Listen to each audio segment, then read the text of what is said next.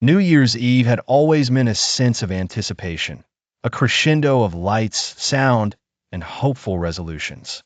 But as I sat on my faded couch with a mug of cooling cocoa, watching Times Square shimmer with digital life, my apartment felt untouched by festivity. I blamed the solitude, convincing myself that maybe I was just too old for the thrill, too used to quiet. It was 11:20 when I first noticed the oddity, a square glint on my porch camera feed. I squinted. There it was, a small box, bright with gold-flecked paper, topped with a silver ribbon that seemed to hum in the security light. That was odd. I hadn't ordered anything. Curiosity swung me out the door into the cold.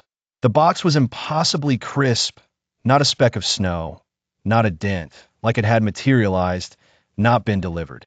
My name was printed in decisive, looping script, perfect practiced.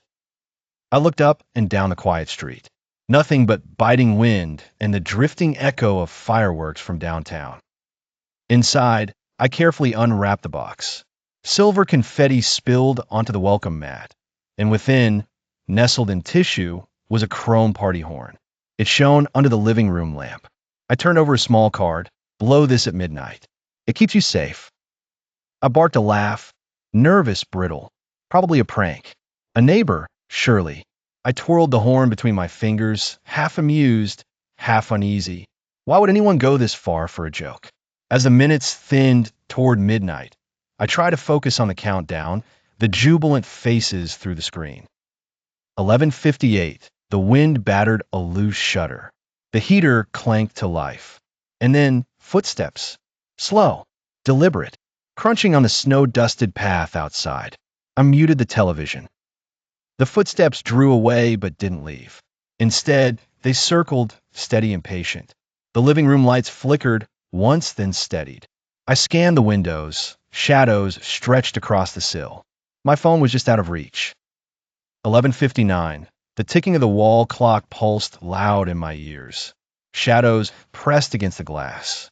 As the final seconds blazed on the TV screen, a tapping struck against the sliding door behind me. 3 sharp raps, then nothing. I froze. I didn't dare look. The party horn shook in my grip. 10, 9, 8. The countdown began. My skin prickled under invisible eyes. 7, 6, 5. Another tapping, steady, almost polite. It didn't try to handle. It just waited. 4, 3, 2. At 0, I blew the horn, half hoping, half praying. It let out a shrill blast, a note of defiance, slicing through the midnight tension. The noise outside vanished.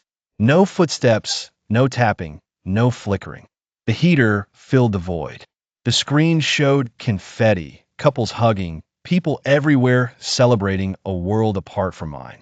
I sank down, party horn limp in my hand.